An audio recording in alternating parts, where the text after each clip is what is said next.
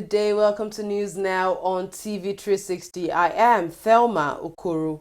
Acting President Yemi Osinbajo has urged state governors to ensure security of lives and properties in their states. Osinbajo, speaking at a meeting with the 36 state governors in Abuja, also asked the governors to work with the federal government to curb the ethnic tension in the country. He wants the governors to assure Nigerians, wherever they may be from, to live in unity. A group of civil society organizations in Nigeria wants the government to stop talking and start acting to ensure ethnic tension in the country is eliminated. At a joint press conference in Abuja, the Civil Society Legislative Advocacy Center (CISLAC) and Protest to Power (P2P) movement says that it's high time the government stamps its authority. The coalition is calling on government to embrace the stick and carrot approach in dealing with those it says are hell-bent in disintegrating the country. In this particular situation, what this state needs to do is that it's time for the state, for the Nigerian state, to issue its own ultimatum. It is time for the Nigerian state to say, look, these are the processes that we are taking. We are reaching out, we are doing this. However, if within the next 2, 3, 4 weeks, people continue to talk in similar manners, continue to mobilize and address rallies in similar manners, that they are going to be arrested. So you put your feet on the ground and you say, okay, look, the past is the past. We made mistakes. We should have nipped this in the bud. But right now, going forward, if this is breached, we are going to take this action. And then the state should be seen to actually take those actions. As long as lack of equal opportunity, as long as corruption, as long as mismanagement, as long as the kind of drop leaders that we have seen, we are seeing today are the one managing affairs in this country. There's no way, even if you divide Nigeria into 1 million, as long as this injustice, as long as these incapable, corrupt leaders continue to preside over the affairs of the country, there must continue to be agitation and there must continue to be complaint and problems. So the solution is really lies on fairness, justice, equity, equal opportunity, creating job opportunity for our young people, and for also ensuring that leaders lead by example. Why are these agitations coming? Some of them are purely genuine, extremely genuine, and it goes back to what we are talking about: mismanagement, lack of proper leadership. These are what Nigerians want. Nigerians want good leadership. Nigerians want good roads. Nigerians want their hospitals to be built. Nigerians want children to go to school. Whoever is providing that will reduce agitations.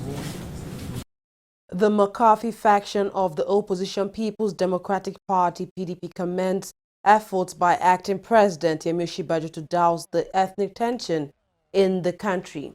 Ahmed McCarthy, factional chairman of the National Caretaker Committee, also called on the government to build on the effort by making all sections viable and operating an inclusive government. The Nigerian Union in South Africa says another community has issued a quit notice to Nigerians in the country. President of the union, Ikechukwu Ayene, says the Hendrila community in Mpumalanga province asked Nigerians in the area to leave immediately. According to him, about 30 Nigerians were affected by the recent quit order. Ayene also revealed the previous quit notice issued by a community in Johannesburg has been withdrawn. Top Nigerian lawyer Femi Falana is asking the Nigerian government to restructure the economy. He says restructuring the economy is the first way to improve the country. He was speaking at an event organized by the Nigeria Labour Congress in Abuja. We must look at those things that tie us together and not those ones that the ruling class members are using to divide our people. Poverty is poverty all over the country. Injustice is injustice. So there is no nation without challenges, and there is no nation without problems. It is the ability of a nation to rise to the challenge. The other one about national conference, please, those who are talking of restructuring, many of them are talking in the air. We must concretize this debate now. You can't have political restructuring without economic restructuring. If you are talking of restructuring, you can't be selling the assets of the country to individuals. How can a serious nation be giving away blocks to individuals? States are broke. You are not giving these oil blocks to states. States are not buying electricity companies. Please, Mr. President, you have just informed us that what is owed to pension, those who have served our fatherland, is 200 billion. Just 300. Just this week, sir, the federal government has just released 701 billion to those who bought our electricity companies. Are you not aware? Initially, they were giving 300 billion. That's over 1 trillion naira to manage darkness in our country. The Nigeria Union of Petroleum and Natural Gas Workers (NUPENG) is warning of an imminent fuel scarcity. Southwest Chairman Tokunbo Korodo says current gridlock at the Apapa Wharf Road may lead to a fuel scarcity as petroleum tankers are currently unable to load their fuels at the depot. The current gridlock is a result of the reconstruction of the road. He's asking NNPC to address the lingering issues before it worsens into fuel scarcity. The Nigeria Security and Civil Defense Corps Bayelsa State Command says its anti-vandal team has arrested a suspected ringleader that masterminded the blowing up of the Nigeria Ajib Oil Company pipeline. State Commandant of NSCDC Desmond Agud identified the suspect as Suoyo Dixon. He reportedly attacked Ajib pipeline in southern Ijo local government area on May 30th. Investigations are still ongoing to apprehend the rest of the gang. The Police Service Command has approved the dismissal of 4 senior officers found guilty of gross indiscipline. Those dismissed include 1 Assistant Commissioner of Police and 3 Assistant Superintendents of Police. The Commission spokesman Ikechukwu Ani says the decision has been conveyed to the Inspector General of the Nigerian Police Force. Their names were, however, withheld by the police. Standards Organization of Nigeria (SAN) says it will commence the certification of services to all small, micro, and medium enterprises in the country. Director General of the agency, Osita Abuloma, made the announcement at the 5th African Day of Standardization in Abuja, the nation's capital. He says all locally made products must meet NIS requirements before they are introduced into the market to certify their safety. Our business is to ensure the provision of safe and quality foods, buildings that do not collapse, killing people, clothing that do not cause itch or irritation, among others. Our watchword is quality, and we will be unrelenting in this drive.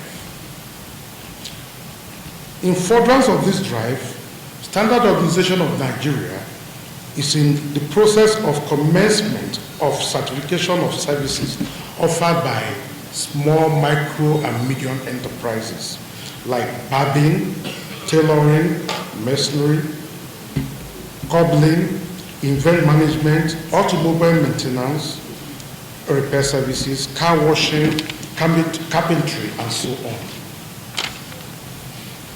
The aim is to improve the quality of services rendered by practitioners, to satisfy the need for customers, create orderliness, and enhance competitiveness that will promote continual improvement. It is pertinent for me to mention here that the celebration today is closely related to gender equality and empowerment of women, a topic well elaborated in UNIDO's mandate, which says, enhancing the role of women as drivers of poverty reduction, promoting female investors and entrepreneurs, and recognizing the link between gender equality and safeguarding the environment. UNIDO, therefore, supports national institutions and private sector that will advance gender equality and women's economic empowerment, harnessing their potential as economic actors and leaders for sustainable industrial development and sustainable economic growth. Senator Dino Melaye risks losing his seat at the Nigerian Senate. A group from Kogi West Senatorial District, where he represents, has submitted signatures of registered voters to INEC demanding his recall. The Independent National Electoral Commission INEC says it received the signatures contained in 6 bags on Wednesday in Abuja. And inside those bags, the signatures of 52.3% of the electorates from the zone and other petitions are contained. This is definitely not a good sign for Senator Melaye, as INEC only needs at least 50% of the registered voters to begin a recall process. Dino Melaye remains an undistinguished senator until all Kogi West senatorial districts are distinguished. We have no impasse as I'm talking to you right now. In Kogi West senatorial districts that we used to have, each of our representatives, they used to have an office across all the local government of the senatorial districts. In all these offices, Dino Melaye has no office. This is 2 years. Dino Melaye has no constituency office in Kogi West senatorial district. How do we ask him for accountability? How do we table our petition? We want to call him back to Ayetoro, where he comes from, Nejomo, and we are ready in numbers of multitude. We will go to Jamata Bridge to welcome our prodigal son back home. We don't want him any longer. Enough is enough. It is Buhari to tsunami that brought him to where he is. It was as a senator. What we have, if we have not met the 51 or 52%, that is when we will be lobbying or we'll be begging any institution. Since there's a lay down procedure, we have come to present the petition along with those signatures that were collected. It is now left for INEC to embark on the verification, after which, when duly confirmed and ratified, the Kogi West people will be preparing and waiting for a day when the referendum is going to be conducted, so that the world, Nigeria, can know whether Senator Dino Melaye is actually representing the people well or not. The people will come out to vote either yes or no. And what the constitution says is, if the yes is more than the no, it's also on the basis of simple majority. If the number of votes is high, yes is more than no, then Senator Dino Melaye stands recalled. It requires INEC now to transmit a letter to the National Assembly. 34 Nigerians deported from 6 European countries for immigration-related offences arrived at the Murtala Mohammed International Airport in Lagos. The deportees were sent back from Switzerland, Germany, Iceland, Austria, Belgium and Hungary. They comprise 32 males and 2 females. Many Nigerians have been deported from different parts of the country in the last 1 year. In April this year, 9 European countries, that is Italy, Switzerland, Germany, Sweden, Austria, Belgium, Spain and Hungary, deported 90 Nigerians.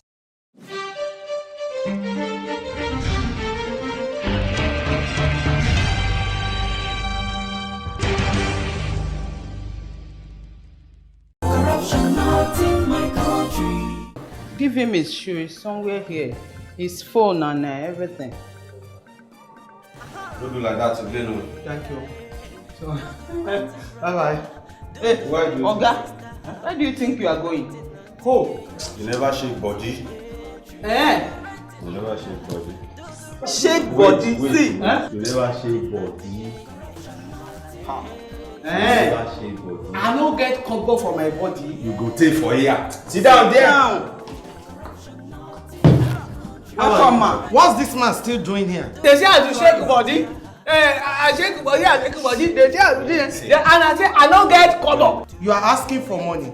Sorry, ma'am. Asking for money to bail a suspect is an act of corruption. Both of you will be punished. Corruption is not allowed within the force. Remember, police is your friend. Giving and taking bribe is wrong. Corruption, not in my country. Stop corruption now. Corruption not in my country.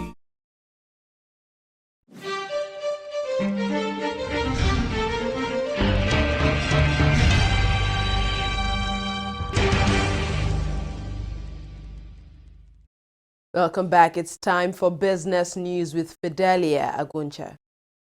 Thank you, Thelma.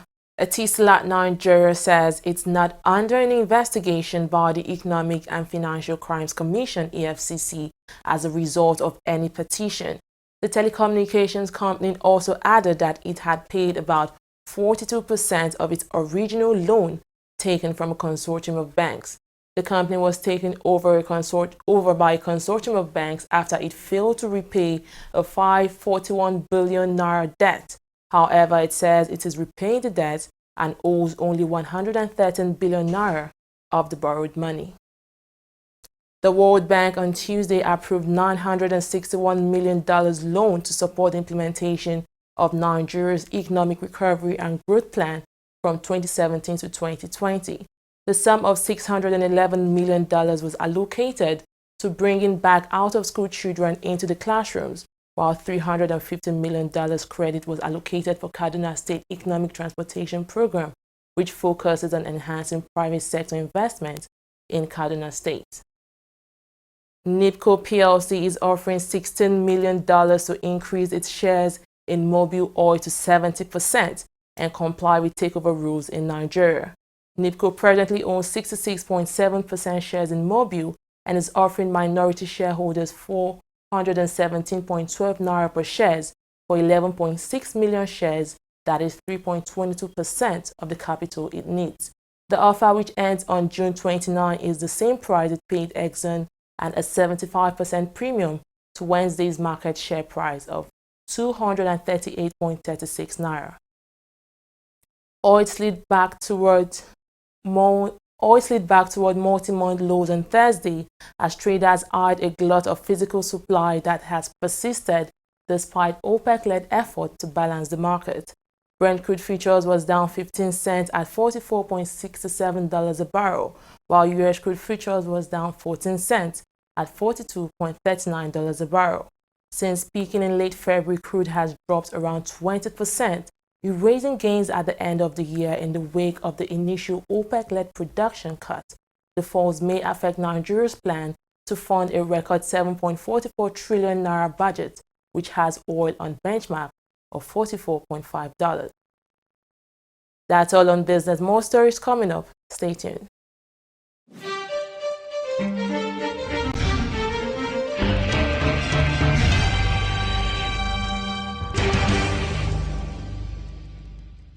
Corruption not in my country. Mr. John! Mr. John! What is it now? What is it now? Please turn down the volume of your music. It's too loud. And how is that your business? It is disturbing me. I can't sleep. And the same way you are disturbing my right to good music and where I enjoy it. What's wrong with you? Is there another person complaining? Maybe we thought that you have lost your mind. Are you having a party? I'm just respecting you, sir. You remember I paid my husband too. You will not understand why we are complaining because you do not care about other people except yourself. Look, the transformation we need in this country begins in this compound. Yes, now. From you, and I. This your selfishness is an offshoot of corruption. And corruption not in my country. Go to your bank.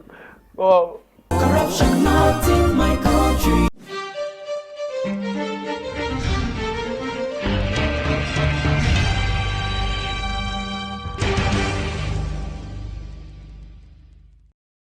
A car bomb targeting a police station killed at least 4 people in Somalia's capital, Mogadishu. There was no immediate claim of responsibility for the attack. In the past, Al-Shabaab militants claimed responsibility for gun and bomb attacks in the capital and other areas controlled by Somalia's federal government. South Africa's highest court has ruled that a vote of no confidence against President Jacob Zuma can be held in secret. The Constitutional Court says the Speaker of Parliament had the right to order such a move. Opposition parties believe under a secret ballot, members of Parliament from Zuma's ANC party would vote against him. He has survived several votes of no confidence in the past. The Nigerian Football Federation has expressed shock over the death of former Nigerian international and ex-Heartland football coach Kelechi Emetole, Emetole died in the early hours of Wednesday in India, where he had undergone surgery on throat cancer. He was 66 years old. The former Rangers coach was a former Nigerian international, winning 17 caps for the then Green Eagles. Emetole was also among Nigeria's coaching crew to the Under-17 World Cup in China and Canada. Brazilian footballer Oscar has been given an 8-game ban for his role in a mass brawl in a Chinese Super League match last weekend. The 25-year-old sparked the mass brawl after kicking balls against his opponents twice in succession. 2 players were sent off after a row, but Oscar was not punished by the referee at that time. The Chinese Football Federation has now decided to take action against the former Chelsea midfielder. Jamaican sprinter Usain Bolt will run the 100 meters at the Hercules EBS meeting in Monaco on July 21st. This comes weeks before his final World Championship appearance in London. The double sprint world record holder will make his final bow in August in the British capital, where he will only run the shortest sprint despite having a wild card for the 200-meter race. That's all we have on News Now. Thanks for watching. I am Thelma Okoro.